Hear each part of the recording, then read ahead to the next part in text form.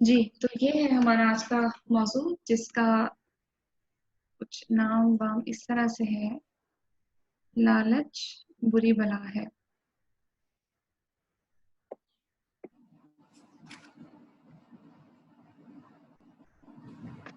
जी, तो कहानी आप लोगों ने पहले बहुत दफ़ा पढ़ी होगी इस टॉपिक पर, इस उन्वान के ऊपर लालच बुरी बला है, जिसके अंदर आपको कुछ याद होगा कि आपने एक पढ़ी होगी कहानी सोने का अंडा देने वाली मुर्गी। एक किसान को जो मुर्गी मिलती है, वो सोने का अंडा देती है। एक अंडा देती है 1 दिन में, लेकिन वो किसान बेसब्रा हो जाता है, लालच में आ जाता है, वो चाहता है कि वो सारे अंडे एक ही दफ़ा में हासिल कर ले, फिर वो मुर्गी को ज़िबा कर देता है और नतीजतन उसे कोई भी अंडा नहीं मिलता। तो पढ़ी है आप लोगों ने ये कहानी पहले? Yes ma'am. Yes ma'am. लालची कुत्ता यस मैम। यानी ग्रीडी डॉग के उन्वान से कहानी पढ़ी होगी, जिसमें वो एक गोश्त का टुकड़ा लेके जाता है और नदी के पानी में उसको दूसरा नज़र आता है जो अक्स होता है, वो समझता है और वो उसे लेने के चक्करों में अपना भी जो जो उसके हाथ में होता है गोश्त का टुकड़ा, वो भी खो देता है। तो ये भी लालच की सज़ा उसको मिलती है, ठीक है? ये भी आपने पढ़ी है ज़ाहिर है। Yes ma'am. और एक आपने कहानी पढ़ी होगी 3 दोस्त और खजाना के उन्वान से कि कुछ दोस्त होते हैं 3-4, वो एक गाँव में रहते हैं, किस्मत आज़माने के लिए वो अपने गाँव से दूसरी जगह पे जाते हैं और रास्ते में उनको खजाना मिलता है, जिसे देखकर उनकी नीयत खराब हो जाती है, फिर वो एक-दूसरे को मार देते हैं और खजाना वहीं का वहीं रहता है। ये भी लालच की ही उन्वान पर एक कहानी है। मैं ये आपको बता इसलिए रही हूँ ताकि आप जो चाहें वो इसमें लिख सकते हैं। अ, आपके पास ऑप्शंस हैं क्योंकि माशाल्लाह अब आप 7th ग्रेड में हैं, तो आप खुद से लिख सकते हैं, आपके अंदर इतनी सलाहियत है। फिर एक कहानी आपने पढ़ी होगी जादुई चक्की, जिसमें एक गरीब आदमी को एक नेक काम करने के बदले में एक बुजुर्ग जो है वो चक्की देता है, जिसमें से वो जो भी बोलता है वो उसमें से निकलता है, यानी दाल, चावल, अ, मतलब इस तरह का जो भी अनाज है वो चक्की उसमें से निकालती जाती है। ये आपने पढ़ी होगी। फिर उसका जो हमसाया था, जो उसका भाई भी था, वो उसकी वो चक्की चुरा लेता है और वो उसकी चक्की लेकर एक कश्ती में बैठता है और कश्ती में जाकर वो कहता है कि चक्की चक्की, यानी अनाज उसको कहता है, कोई सा भी अनाज, फॉर एग्जाम्पल आप कहते हैं गंदुम, वो कहता है चक्की चक्की गंदुम निकाल।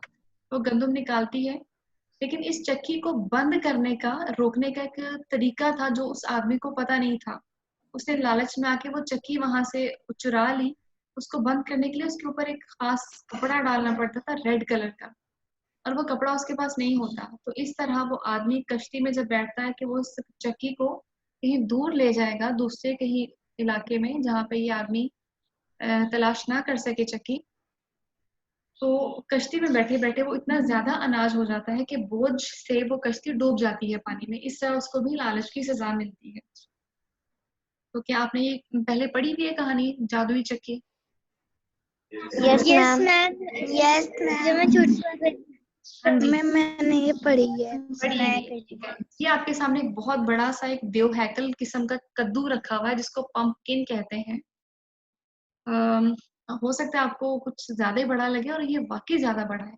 आपको नज़र आ रहा होगा एक ट्रॉली सी जैसे होती है उसके ऊपर रखा हुआ है। Yes ma'am. कहानी पढ़ लेते हैं। यस। इस कहानी के अंदर एक किसान है और एक सुनार है और एक बादशाह सलामत है, जैसे कहानियों में आमतौर पे होता है। तो देखते हैं इस कहानी में क्या निकलता है हमारे सामने इसका। किसी गांव में एक गरीब किसान रहता था।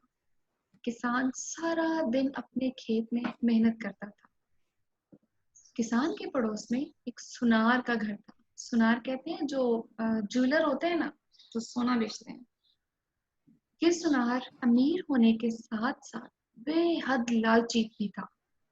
एक मर्तबा किसान ने अपने खेत में कद्दू की फसल उगाई।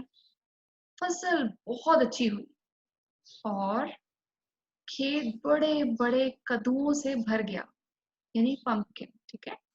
एक कद्दू तो इतना बड़ा हो गया कि इस जैसा कद्दू पहले किसी ने नहीं देखा था। किसान बहुत खुश हुआ और उसने सोचा कि क्यों ना ये गैर मामूली कद्दू बादशाह सलामत को पेश कर दूं। चुनाचा वो उसे एक गाड़ी में रखकर बादशाह के दरबार में ले गया और बादशाह से अर्ज किया, हुजूर, मेरे ख्याल में ये दुनिया का सबसे बड़ा कद्दू है और इसे मैं आपकी नजर करना चाहता हूँ। यानी किसान ने जब वो कद्दू देखा कि वो बहुत बड़ा सा है, उसने सोचा कि बादशाह को दिया जाए तोहफे में, तो हो सकता है कि बादशाह खुश हो जाए। ज़रा गरीब था, तो वो अपने कुछ ना कुछ उसने सोचा कि चले किस्मत आजमाते हैं। आपकी नजर करना चाहता हूँ, आपको तोहफा देना चाहता हूँ। अब आगे क्या हुआ? बादशाह इस नायाब कद्दू को देखकर बहुत खुश हुआ और को हुक्म दिया कि इस कद्दू के बराबर जेवरात तोलकर किसान को तोहफे में दिए जाए। अब देखिए बादशाह है ना, बादशाह तो कुछ भी कर सकते हैं। अब कद्दू एक बंदा लेके आया है, उसको उतने ही वजन के जेवरात यानी सोना, चांदी, हीरे, मोती जो भी बादशाह के खजाने में था, उसने कहा कि इसके वजन के बराबर तोल के किसान को तोहफे के शुक्रिया के तौर पर दिए जाए। किसान ने वो जेवरात लिए और घर की तरफ चल पड़ा। किसान ने ये तमाम जेवरात बेचकर नया मकान और साजो सामान खरीद लिया। अब देखे ना, वो गरीब था, कच्चे से घर में रहता होगा बेचारा, सारा किसान है था और गरीब था, तो उसके पास साजो सामान भी इतना ज्यादा नहीं होगा जो घर में होते हैं ना, अप्लायंसेस आपके या और जो चीजें। तो उसने जेवर बेचे और चीजें खरीद ली। लेकिन सुनार था, वो जाहिर सी बात है हैरत में आ गया होगा कि रातों रात क्या हो गया ऐसा कि किसान की तो काया पलट गई। अब सुनार को जब किसान के दौलतमंद होने का राज मालूम हुआ तो वो हसद की आग में जलने लगा। अच्छा, अब यहाँ पे एक और चीज हमें पता चली कि लालची तो वो था ही, लेकिन उसमें साथ साथ उसमें हसद भी था, हासिद भी था। अब वो सोच रहा होगा कि ये बेचारा गरीब किसान इतना अमीर हो गया, तो मैं तो फिर सुनार हूँ। अब वो क्या कर सकता था? आइए देखते हैं कि उसके जहन में क्या तरकीब आई। आखिर उसे एक तरकीब सूझी। उसने सोचा कि अगर मैं अपने बनाए हुए खास जेवर बादशाह की खिदमत में पेश कर दूं, तो वो मुझे किसान से कहीं ज्यादा इनाम देगा। अब उसने तो ये सोचा ना कि किसान ने तो एक खास कद्दू दिया था, तो उसको इतने जेवर मिल गए। अब अगर मैं खास किस्म के जेवर बादशाह को दूंगा, तो पता नहीं वो मुझे कितना इनाम इकराम देगा, कितना ज्यादा नवाज देगा।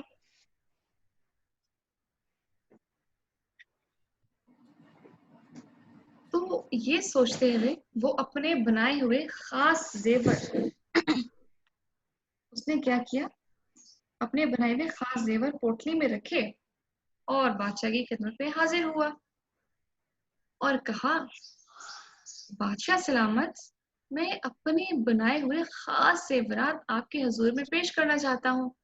बिल्कुल उसने वैसे ही किया ना जैसे किसान ने किया था कि कद्दू ले गया था और तोहफा दिया था कि मैं आपकी नजर करना चाहता हूँ। इसी लालच में उसने सुनार में भी ऐसे ही किया। जब सुनार ने लालच में आकर ये किया, तो उसको आगे से बादशाह ने क्या जवाब दिया?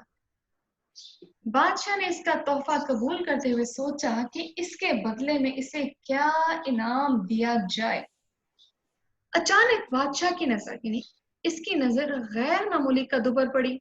बादशाह ने इसे देखते हुए कहा, मेरे दरबार की सबसे नायाब चीज ये कद्दू है जो एक किसान मेरे लिए बतौर तोहफा लाया था।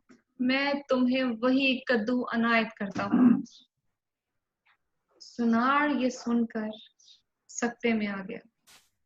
सकते में आ गया यानी कि बिल्कुल जिससे पॉज होता है ना, रुक जाना, ये मेरे साथ क्या हो गया। मैं तो लाया था जेवरात, मैं तो लाया था जेवरात, अब मेरे साथ आगे से क्या हो गया। अब वो कहता है कि मेरे साथ ये हुआ,